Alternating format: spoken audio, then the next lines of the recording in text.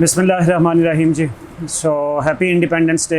आज जो है वो हमारा 14 अगस्त को ये सेशन हो रहा है, इसलिए हमने जो ट्रेडिशनल बैकड्रॉप है उसकी बजाय हमने पाकिस्तान फ्लैग जो है उसको साथ रखा है। And this book is also very important for Pakistan economic progress. और 14 अगस्त के हवाले से वी थॉट के इसके ऊपर डिस्कशन होनी चाहिए।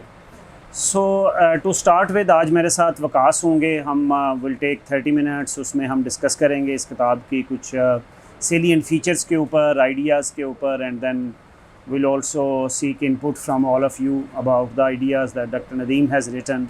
सो ये जो किताब है looking back how Pakistan became an Asian tiger in 2050, और ये किताब जो लिखी है वो डॉक्टर नदीमुल हक ने लिखी है। He is a senior economist in Pakistan. हम सब ने उनसे बहुत लर्न किया हुआ है। डॉक्टर नदीमुल हक जो हैं वो उन्होंने शिकागो यूनिवर्सिटी से पीएचडी की इकोनॉमिक्स में। उसके बाद उनका कैरियर जो है बड़ा लंबा अरसा जो है वो ही सर्व्ड इन आईएमएफ, और आईएमएफ के बाद जो है वो पाकिस्तान आ गए। उन्होंने Pakistan institute of development economics के वाइस चांसलर रहे। फिर he served as deputy chairman planning commission, और these days he is vice chancellor at PIDE again second time. So Nadeem sahab जो हैं वो बहुत क्रिएटिव इनोवेटिव इकोनॉमिस्ट हैं, नॉन ट्रेडिशनल इकोनॉमिस्ट हैं, कंट्रोवर्सीज़ बहुत रेज़ करते हैं और आइडियाज़ उनके बहुत बोल्ड होते हैं। और जो व्यू पॉइंट ट्रेडिशनल इकोनॉमिक्स में चल रहे होते हैं उनमें उनको फॉलो करने की बजाय he has been more creative and innovative. और उसकी रीज़न ये भी है, उन्होंने बहुत बड़े बड़े जो इकोनॉमिस्ट थे उनसे पढ़ा। लोग उनके ऊपर इल्ज़ाम भी लगाते हैं कि ये शिकागो स्कूल वाले फ्री मार्केटर हैं, तो किसी हद तक बात ठीक भी है। उनके सुपरवाइज़र जो हैं वो गैरी बेकर हैं, उनके पीएचडी के, रॉबर्ट लूकस और इस जैसे लोगों से, मिल्टन फ्रीडमैन से उन्होंने पढ़ा हुआ है, और ऑब्वियसली उन आइडियाज़ से तो वो भाग नहीं सकते। सो एनी हाउ, सो ये जो नदीम साहब हैं, चूँकि वो बहुत क्रिएटिव आइडियाज़, सिटीज़ की डिबेट पाकिस्तान में उन्होंने स्टार्ट की, मार्केट्स की डिबेट उन्होंने की, and we all have been learning as student of economics from him. तो ये जो किताब लिखी है ये बड़ी उन्होंने नॉन ट्रेडिशनल वे में किताब लिखी है। So it's more of a story, सेमाई fictional style में उन्होंने ये बुक लिखी है। और उनका ख्याल ये है कि हम सारा दिन जिस तरह के नंबर्स में बात करते हैं तो आम ऑडियंस रिलेट नहीं कर सकती कि हम किन इश्यूज़ पे बात कर रहे हैं, क्यों बात कर रहे हैं। और इस किताब को वो लिखना चाह रहे थे कि जो रूटेड हो पाकिस्तान के लोकल कॉन्टेक्स्ट में, as well as global knowledge जो है जो इवॉल्व हो रहा है उसको भी इनकॉर्पोरेट करे। तो हम आगे चल के मज़ीद इस पे बात करेंगे। सबसे पहली बात जो है वो वकास जो उन्होंने डिस्कस की है, मेरे ख्याल में वहाँ से स्टार्ट करते हैं। उन्होंने किताब की मेथडोलॉजी पे बात की है, और उन्होंने कहा है जो ट्रेडिशनल इकोनॉमिक एनालिसिस है वो क्यों इतना यूज़फुल नहीं है। तो उन्होंने कम्प्लेक्सिटी थ्योरी जो है उसको अडॉप्ट किया है ये किताब लिखने के लिए। तो थोड़ा सा आप ज़रा अगर बता सकें कम्प्लेक्सिटी थ्योरी के बारे में, वो क्या लिखते हैं और कैसे कहते हैं जो ट्रेडिशनल हमारा न्यो क्लासिकल एनालिसिस है, डिटर्मिनिस्टिक और लीनियर जो कॉज़ैलिटी है वो मैटर नहीं करती है। तो इसके ऊपर थोड़ा सा आप बताएं। जी बिल्कुल।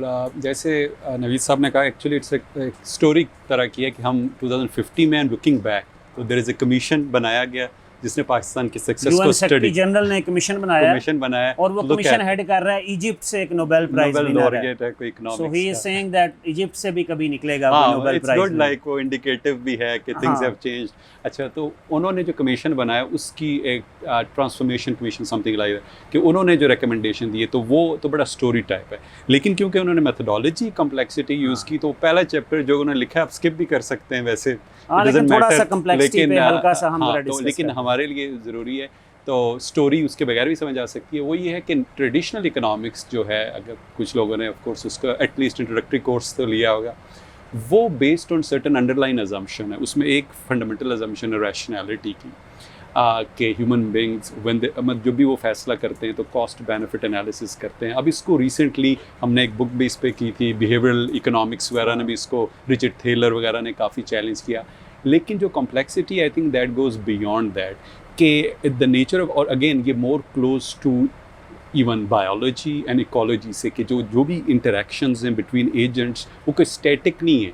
और वो इक्विलिब्रियम नहीं है। मतलब हमारे इकोनॉमिक्स का फर्स्ट लेसन ही है demand and supply resulted in some kind of equilibrium, और इंडिपेंडेंट बिहेवियर एक हाँ assumption होता है। इंडिपेंडेंट है। और वो जो नॉलेज है वो भी कॉमन है, मतलब नॉलेज भी वो भी कॉन्स्टेंटली चेंज नहीं हो रहा।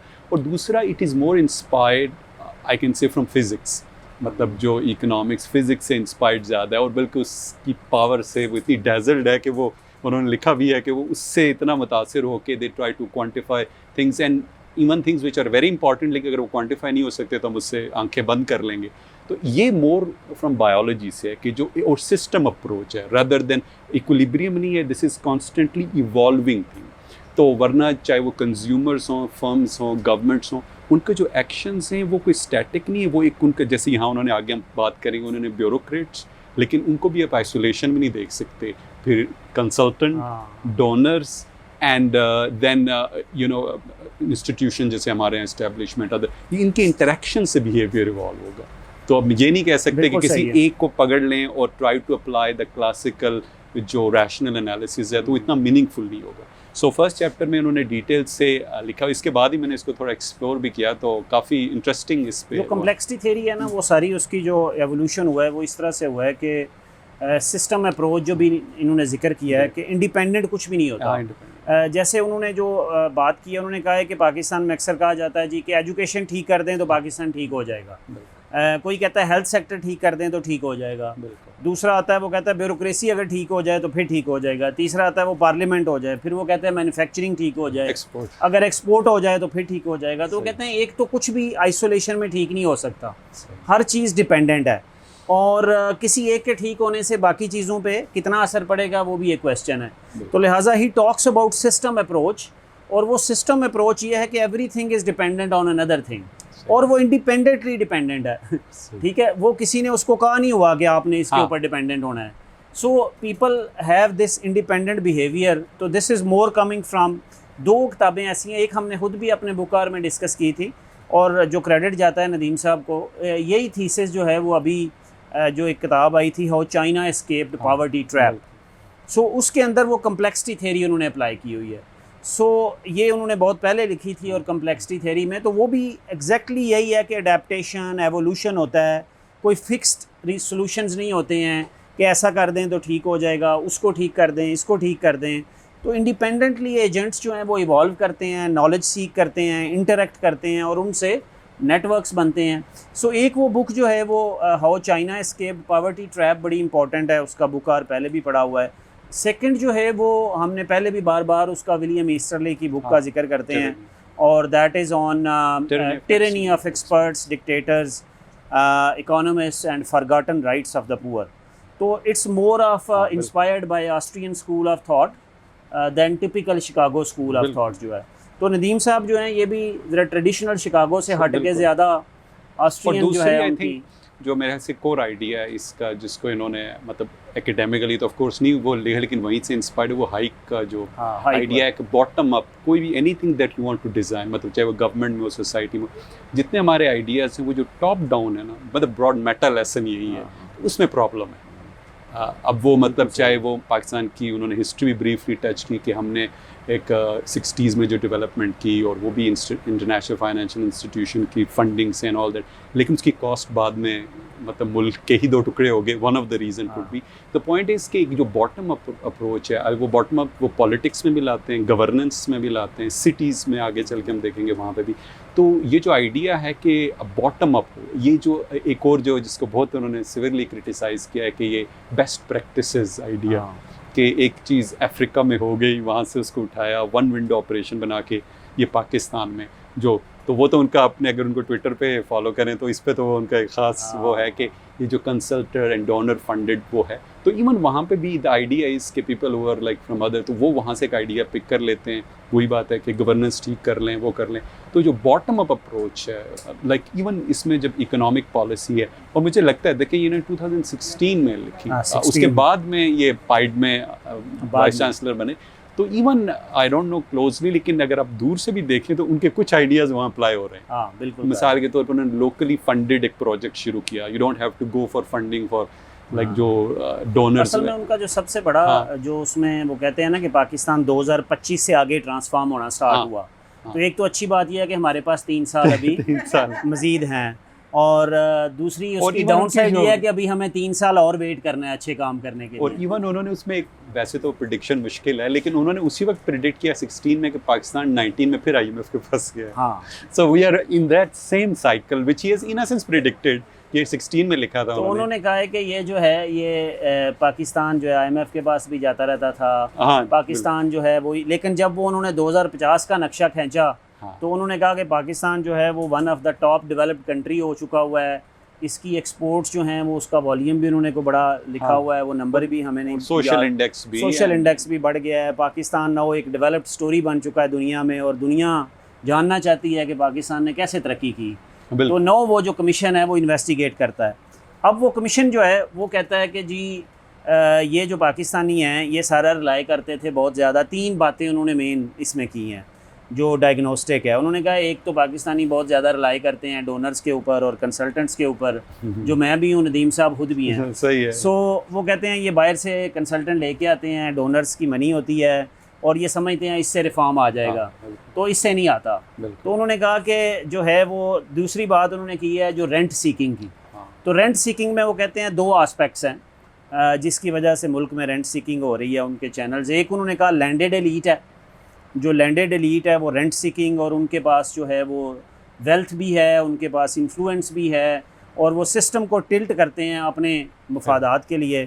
थर्ड उन्होंने रेंट सीकिंग का जो दूसरा आस्पेक्ट है उन्होंने, जो इसको हम बड़ा ये ग्रोइंग अपने मैन्युफैक्चरिंग सेक्टर कहते हैं, वो कहते हैं ये जो सब्सिडीज़ के ऊपर, SROs के ऊपर हमारा प्राइवेट सेक्टर ऑपरेट करता है, एंटरप्रेन्योरशिप को कर्ब करता है, तो लिहाजा ये सिचुएशन चल रही थी।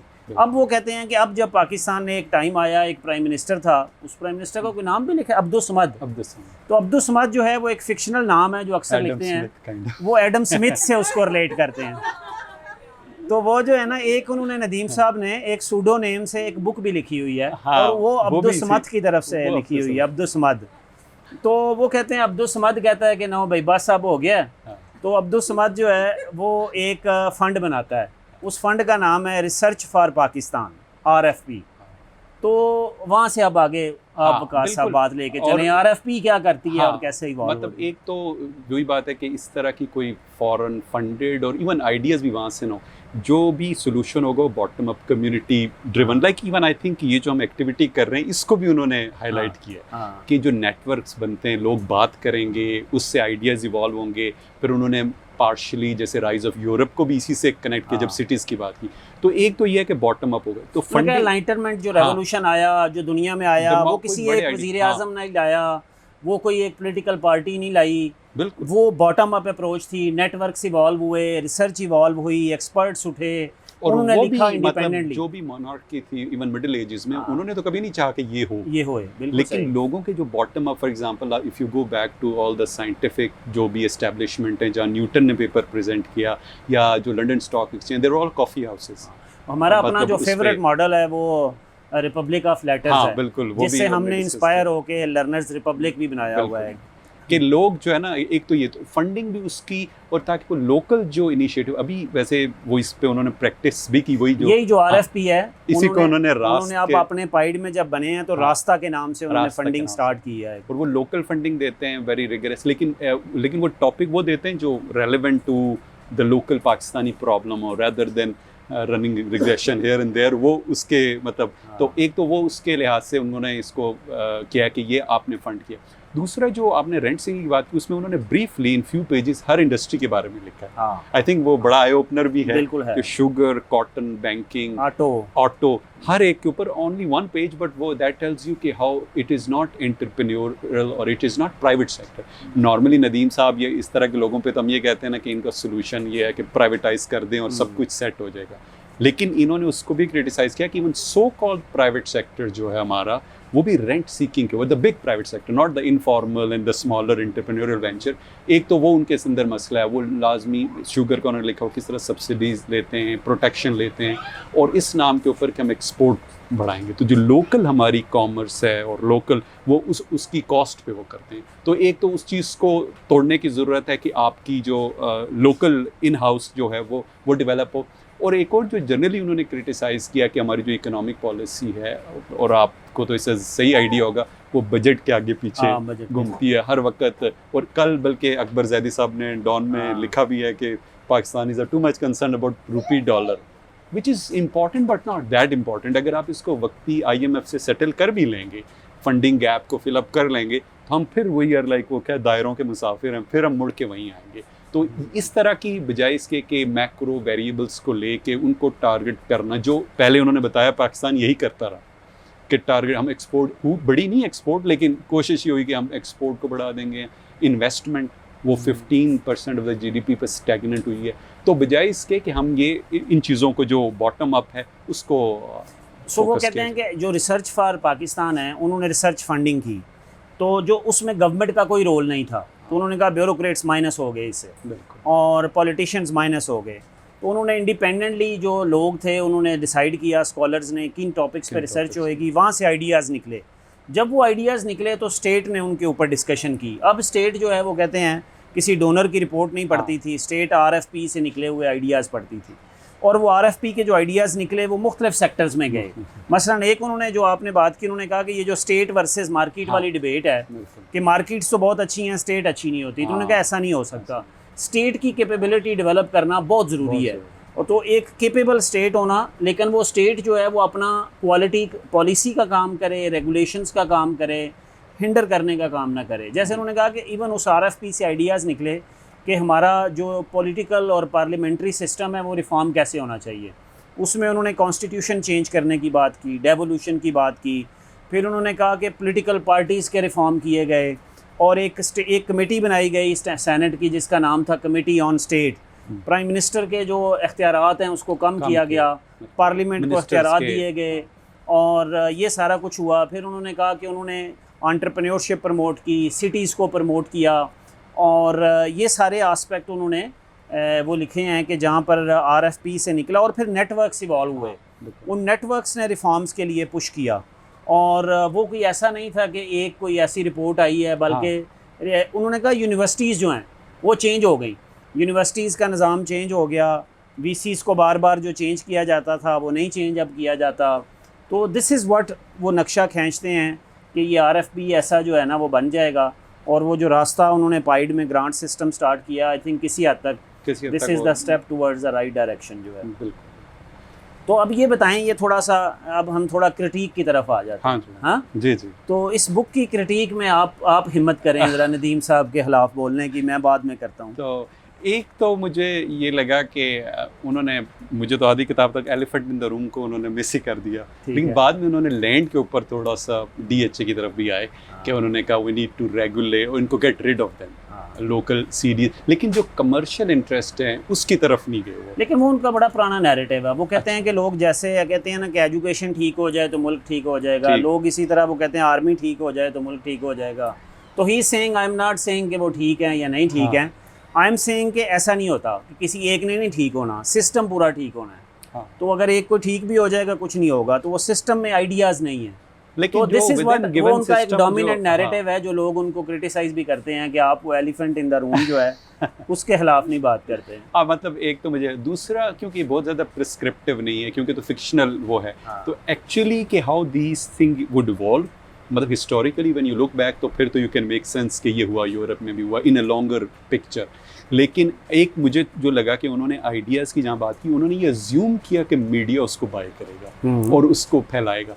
Personally I don't believe, I think कि मीडिया का जो बिजनेस मॉडल अपना है और जो सेंसेशनलाइजेशन और वायरलिटी ऑफ द मीडिया, वो इतना इसकी सख्त ही नहीं है कि वो संजीदा चीज़ों को मतलब आगे लाए। तो वो एक अजम्पशन है कि मीडिया भी ऐसे टॉपिक्स को ऊपर लाएगा। तो आई थिंक वो एक अजम्पशन में भी वो इतनी प्रैक्टिकल नहीं है, वो आई थिंक पॉजिटिव है मीडिया के रोल के ऊपर। दूसरी जो दो बातें उन्होंने की हैं वो हमने डिस्कस नहीं की हैं। एक उन्होंने जो उनका अपना एजेंडा, मैंने भी उन्हीं से लर्न किया है, वो सिटीज़ का एजेंडा है, और cities as engines of growth. उन्होंने बताया है कि सिटीज़ पहले कैसे मैनेज हो रहे थे, कराची कैसे मैनेज हो रहा था, ब्यूरोक्रेटिक था, कलोनियल मैनेजमेंट थी, ये रिफॉर्म की गई, डेवोल्यूशन किया गया, सिटीज़ को एम्पावर किया गया, कमर्शियल स्पेसेस बनाई गई, कम्युनिटी स्पेसेस, पब्लिक स्पेसेस, वॉकेबिलिटी, और इसके नतीजे में सिटीज़ चेंज हुए।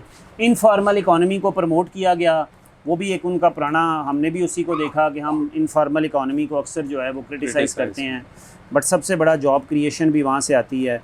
उसके बाद वो सेकुलर पाकिस्तान की तरफ आए हैं, उस पर ज़रा रोशनी डालें। वो क्या कहते हैं कि वो कहते हैं कि ये जो है, ये जो मुल्ला का रोल भी कम किया गया उसमें। वो कहते हैं जो पब्लिक स्पेस थी बिफोर दीज नेटवर्क, जो मतलब 2015 से पहले, तो वो डोमिनेट कर जाती थी रिलीजियस एक्सट्रीमिस्ट व्यूज़ से। जैसे उन्हें एक आदमी की स्टोरी फिक्शनल बनाई कि वो कहता है जब मैं यंग था तो मेरे पास कोई पब्लिक स्पेस नहीं थी सिवाय मस्जिद जाने के, मतलब खेलने की जगह नहीं और कोई इस तरह की इंटरटेनमेंट की नहीं है, तो मैं, और वहाँ मुझे वेलकम किया जाता था। अब जो वेलकम किया जाता है तो there of course many positive things, लेकिन उसमें ये भी ड्रॉबैक है कि वो रेडिकलाइज भी हो सकते हैं लोग, वो लोग हुए, हम तो we are going through that process right now. तो जब आपके पैरेलल सिटीज़ से भी उन्होंने कनेक्ट किया कि सिटीज़ बेसिकली क्या डेमोक्रेटाइजिंग करें स्पेस की। हमारी ये जो आजकल जो सिटीज़ हैं इनको तो उन्होंने क्रिटिसाइज़ किया कि वो तो जिस पे आपने तो प्रैक्टिकली काम किया साइकिलिंग वगैरह पे और वॉकेबिलिटी पे आपने तो वो इनिशिएटिव भी लिया CDA के साथ मिलके, लेकिन पूरी सिटी का जो इंफ्रास्ट्रक्चर है वो स्पॉर्लिंग के उसके ऊपर आके फैलता जाए शहर, विच इज़ प्रॉब्लमैटिक कि जो रिच एलिट्स हैं वो they are at the centre and they are actually वो misuse of the prime land है। तो उन्होंने उस पर हैवी टैक्सेशन को वो कहा है कि आप ये जो मेन एरिया इस पर हैवी टैक्सेशन करें फॉर रेजिडेंशियल, ताकि people could move on to high rise building. तो सिटीज़ वो, और जब इस तरह की अवेलेबिलिटी होगी, ऑप्शन होगी सिटीज़ में ऐसे इंटरटेनमेंट की, स्पोर्ट्स की, other kind of civic activities की, तो जो नैरेटिव है वो भी चेंज होगा। सो जो रिलीजियसली इंस्पायर्ड रेडिकल नैरेटिव है उससे भी हम जान छुड़ाएंगे। वैसे उन्होंने गांधी साहब का भी लिखा कि ऐसे लोग मुल्क से चले गए, तो और वाकई हकीकत है कि हम वो जो डिफरेंस ऑफ ओपिनियन है उसको किसी भी जगह, चाहे वो पॉलिटिक्स और रिलीजन हो, हम उसको एंटरटेन नहीं कर रहे हैं, and this is I think recipe for disaster. So उन्होंने दूसरा अपनी जो उन्होंने जब डिप्टी चेयरमैन प्लानिंग कमीशन थे एक फ्रेमवर्क फॉर इकोनॉमिक ग्रोथ बनाई, जो गवर्नमेंट ने अप्रूव भी कर ली लेकिन उस पर इम्प्लीमेंटेशन ना हुई, तो उसका भी जिक्र किया उन्होंने कि वो गवर्नमेंट ने उससे भी दोबारा फिर बेनिफिट लिया और वो रिफॉर्म एजेंडा उससे भी जो है वो RFP ने यूज़ किया। तो जो इनके ऊपर क्रिटिसिज्म के हवा, मैं क्रिटिसिज्म नहीं कहता, क्रिटिक कहता हूँ, अक्सर लोग उनसे उनकी बातों के हवाले से कहते हैं। तो एक तो उनको कहते हैं कि ये बहुत शिकागो इकोनॉमिक्स हमारे ऊपर अप्लाई करना चाह रहे हैं। उसका उन्होंने दाव बताया है कि वो शायद इतने शिकागो नहीं है जितने और लोग शिकागो फॉलो करते हैं, और उन्होंने कहा है नहीं, मैं तो I am all for state capability, और स्टेट कैपेबिलिटी होनी चाहिए। सेकंड जो है, जो उनके ऊपर ज़्यादा क्रिटिक इसमें आती है कि वो ही टॉक्स बिग आइडियाज़, कि वो इतने बिग होते हैं कि वो उनको ट्रांसफॉर्म करना इम्प्लीमेंटेशन में एक चैलेंज हो जाता है। अब अच्छा, ये इसको अगर कहें तो क्रिटिक वैलिड भी है, नहीं भी है। मतलब वैलिड तो हो गई कि ये बिग है, हमें कोई रोड मैप नहीं मिला, लेकिन इनवैलिड ऐसे होती है कि ऑब्वियसली इस किताब के अंदर वो एक आम ऑडियंस को एड्रेस कर रहे हैं, और वो आम ऑडियंस को स्टोरी बताना चाह रहे हैं कि व्हाट आर बिग आइडियाज़। तो बात तो हमेशा बिग आइडियाज़ से स्टार्ट होती है, then people research on that, micro level पे जाते हैं, उसको रिसर्च करते हैं, लेकिन उन बिग आइडियाज़ के बगैर बिग विजन नहीं बन सकता। तो दिस इज़ अनदर क्रिटिक जो उनके काम के ऊपर आती है। फिर लोग कहते हैं नहीं, उन्होंने जो FEG लिखी थी उसी को उन्होंने बीच में रेप्लिकेट किया है। तो मेरा नहीं ख्याल ये भी कोई क्रिटिक है। अपना अगर पिछला किसी का काम है तो उसके ऊपर बिल्ड करना, everyone builds on previous work. मेरे ख्याल से वो तो ठीक है इन अ सेंस कि he believe that ideas are worthwhile and they have a power to transform, मतलब मईशत को ट्रांसफॉर्म कर सकते हैं। तो इस लिहाज से तो वो प्रॉब्लम नहीं है कि उसके अंदर फिर कुछ चीज़ों पे, जैसे जो हमारे यहाँ कंटेज प्रॉब्लमैटिक में से लैंड रिफॉर्म है, उन्होंने उसको कहा कि this is a non issue, इसकी तरफ तब जाए ही ना, क्योंकि लैंड होल्डिंग वैसे ही डिवाइड होगी, हमें लैंड मार्केट बनानी है, लैंड मार्केट बनानी कि ताकि वो जो buying and selling and lower transaction cost है वो हम करें। तो कुछ लोग इन चीज़ों को ऑफ कोर्स पिक करके लगता यही है कि वो, लेकिन अभी मैं जैसे इस पढ़ रहा था तो मुझे इससे हुआ, आप जो है ना, जो क्या नाम है, टेलर कॉइन, जो मार्जिन रेवोल्यूशन जॉर्ज मैसन में, he's very famous libertarian leaning economist. So he wrote a very famous post which become like very thought provoking. तो उसका आइडिया ये था state capacity libertarianism. ठीक है। So the idea was that we need a new way of libertarianism, और COVID ने has actually proved that कि where state need to be, state capacity like does not need to be a bigger state or a tyrannical state. मतलब हम इसको mix कर देते हैं कि big होगी तभी वो स्टेट कैपेसिटी होगी। तो स्टेट कैपेसिटी होना, जिस पे I think is well right, कि without education and health, and again not in isolation but it is reinforcing, तो वो कैपेसिटी स्टेट की डेवलप नहीं। तो और ये जैसे उन्होंने कहा कि हमारे जो ब्यूरोक्रेट्स हैं they have outsource the thinking part two the consultant, तो वो उनको फंड भी कर देते हैं, and this is all incentive structure सारा फ्लॉड है, तो वो थिंकिंग नहीं करते, तो वो एक तो चीज़ सारी आउटसोर्स हो जाती है। तो जो थिंकिंग बल्कि उनका लोकल थिंक टैंक्स इवॉल्व हुए, आरएफपी की वजह से नेटवर्क्स इवॉल्व हुए, बल्कि जो ऑस्टेरिटी के नाम पे उनका थिंकिंग श्रिंक्स एक्चुअली। जब आप कहते हैं ये कट करें, ये काम उनको दे दें, वो हमें रिपोर्ट बना के दें, हमने सिर्फ उस रिपोर्ट को इंडोर्स करना है। और क्योंकि पर्सनल इंसेंटिव ब्यूरोक्रेट का ऐसा है कि वो उसको इजीली मैनेज कर लेते हैं बाय हायरिंग हमने ना वो अपने बुक आवर में एक एंटरप्रेन्योरियल स्टेट जो है मारियाना मैज़ुकाटो की मिशन इकोनॉमी भी बाद में उसकी आई है, कोविड में भी उसने लिखा है, काफ़ी अच्छी उसका व्यू पॉइंट रहा है स्टेट के रोल के ऊपर। तो हमने अपने एक बुक आवर मारियाना मैज़ुकाटो की एंटरप्रेन्योरियल स्टेट पे भी किया हुआ है, और उस वाली किताब जब डिस्कस कर रहे थे उसमें नदीम साहब आए भी हुए थे बुक आवर में। तो लेकिन अब इसमें जो है ना, एक उन्होंने जो इसमें जिक्र किया है वो उन्होंने कहा है कि ये इनहेरिटेंट टैक्स की बात की है उन्होंने, वेल्थ टैक्स। 60%। उन्होंने कहा जो बाकी टैक्सेस हैं वो आपकी इकोनॉमिक एक्टिविटी को जो है वो हिंडर कर रहे हैं।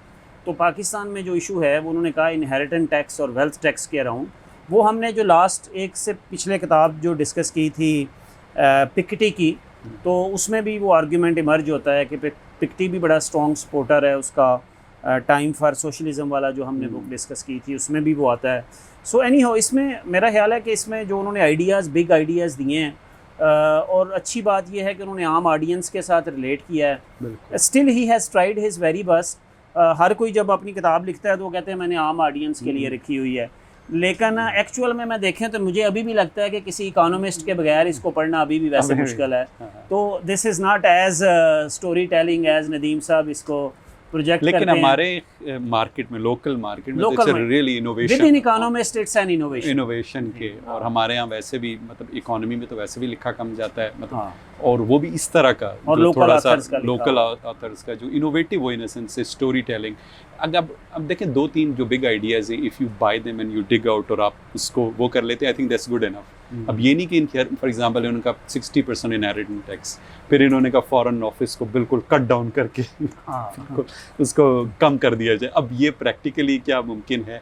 लेकिन उस मिनिस्ट्रीज में भी इवन डिफेंस की तरफ नहीं है, बाकी सारी मिनिस्ट्रीज को उन्होंने क्रिटिसिज्म हमने डिस्कस कर लिया हुआ है। ये जो है ना, वो आइंस्टाइन उसके बारे में मशहूर है कि वो आइंस्टाइन की बायोग्राफी में भी लिखा हुआ है कि वो अक्सर कहता था कि if you can not teach anything to your 9th grader तो then you can not teach to anyone. तो वो अपनी बेटी जो है उसकी, वो 9th ग्रेड में थी शायद उस वक्त, तो वो उसको भी बुला के सामने तो बताता था, तो वो कहती थी मुझे समझ आ गई है। लेटर इन हर लाइफ लोगों ने उससे पूछा तो उसने कहा मुझे समझ नहीं आती थी एक्चुअली। और उसके बाद जो है the same happened with when he met FDR, जो सारा एटॉमिक बॉम्ब वाला सारा वो इशू था, तो उसके ऊपर जब उसकी मुलाकात हुई तो he tried to explain to FDR theory of relativity. तो FDR ने बाद में लोगों को बताया कि मुझे कुछ समझ नहीं आई थी ये क्या है। तो नदीम साहब ने भी जो अपनी किताब है उसमें ये कहा है मैंने बिल्कुल आम ऑडियंस के लिए लिखी है। तो मैं अभी भी ये समझता हूँ it's good for us people who follow economic policy, but still I think it's a beginning. तो हमें मज़ीद इन चीज़ों को, अभी भी इसमें टर्म सारी इकोनॉमिक्स वाली आती हैं, हम एज्यूम करेंगे कि GDP का तो पहले ही लोगों को पता है, अब GDP का किसी को नहीं पता होएगा, और उसके मसाइल क्या हैं, उसके मसाइल क्या हैं। तो वो जो हैं ये सारी चीज़ें जो आम आदमी की ज़बान में जो स्टोरी टेलिंग है इकोनॉमिक्स की, वो शायद अभी भी नहीं हो पा रही, और वो होनी चाहिए नैरेटिव बिल्डिंग के अंदर जो है। हाँ नहीं, this is a big contribution. कोई और लास्ट बात आप बताएं फिर हम विल स्टॉप हियर।